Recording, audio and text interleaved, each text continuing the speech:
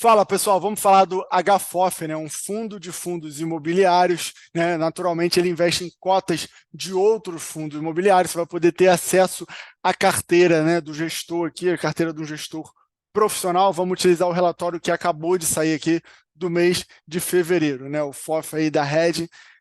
Taxa de administração, tá? É de 0,60 ao ano sobre o PL ou valor do mercado, caso ele venha a integrar o IFIX, e ele está integrando o IFIX, então esse 0,60 aqui é sobre o valor de mercado, que é bom até nesse caso, porque o valor de mercado está abaixo do patrimonial, então a taxa de administração vai ser pequena, e taxa de performance aí de 20% sobre o QCD ao IFIX no semestre, tá certo? O fundo já conta aí com mais de 77 mil cotistas, tá? O que dá a ele uma boa liquidez ali, uma boa capacidade também de fazer uma emissão, se for o caso.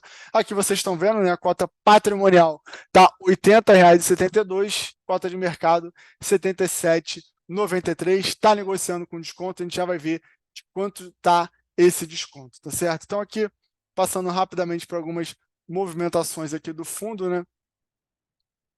O fundo movimentou ali em torno de 61,8 milhões, 27,7 em compras, 34 em vendas, tá? Ele chama atenção, né, para aquela resolução que teve do Conselho Monetário Nacional, né, limitando ali o lastro dos CRIs, CRAs e LCI e aumentando, né, o prazo de LCI também de 90 para 12 meses, tá? Então, dando uma restringida, né, nos títulos isentos, e com isso ele espera que parte desses recursos migrem para os fundos imobiliários, que também são um outro tipo de veículo isento, né? A gente já viu aqui, ele cita também as debêntures incentivadas, né, que inclusive nesse mês a gente viu o spread, né, das debêntures, né, dos títulos que essas debêntures carregam fechando, né, já reflexo desse maior volume, desse maior fluxo para essa classe de ativos, e os fundos imobiliários são um candidato também forte a receber esse tipo de investimento, tá?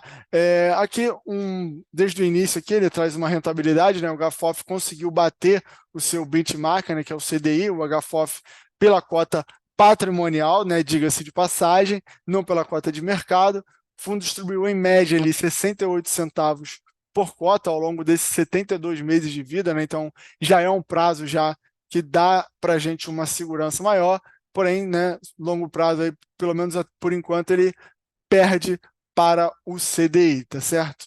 Então aqui ele destaca uma menor dependência de ganho de capital, apesar do primeiro semestre, que ainda que está em andamento, né, ter uma presença forte aqui para o ganho de capital. A gente vai ver que ele está com uma reserva robusta ainda para ser distribuído, né? A gente vê que em 2023, né, ficou apenas 6% no primeiro semestre e 1% no segundo semestre de 2023, tá? Então tá aqui mais ou menos o resultado que ele gera recorrente, o resultado que ele distribuiu, né? Do 2024, ele tem gerado, né, um rendimento médio ali maior do que o seu resultado. A gente vai ver isso quando a gente chegar ali, né, no resultado.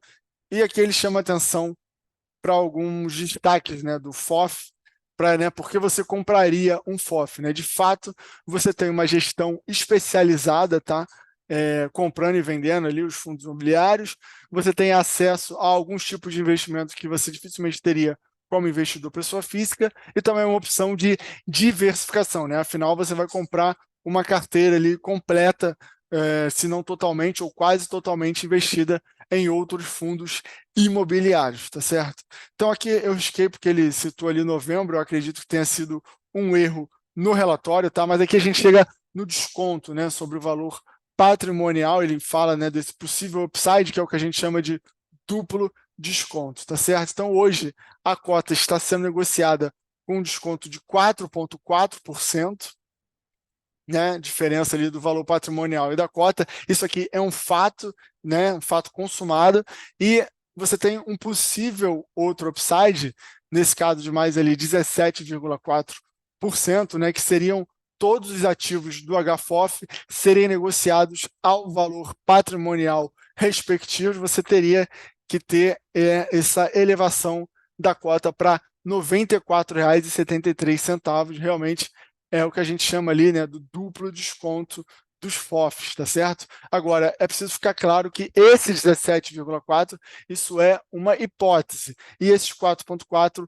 é um fato já que, né, no caso da data, evidentemente, desse relatório, tá? E aqui ele vai destrinchar para você por setor, né? Então, claro, o FOF ali direto é de 4,2, aqui está o ágio ou deságio por setor, tá? E aqui ele leva em consideração, né, o ágio ou deságio total, né, do fundo mais o desconto com potencial upside. Então a gente chega ali naquele número que a gente viu, 22,5, né? Chama atenção realmente o potencial do corporativo, né, do segmento corporativo, que sem dúvida é o que mais tem sofrido.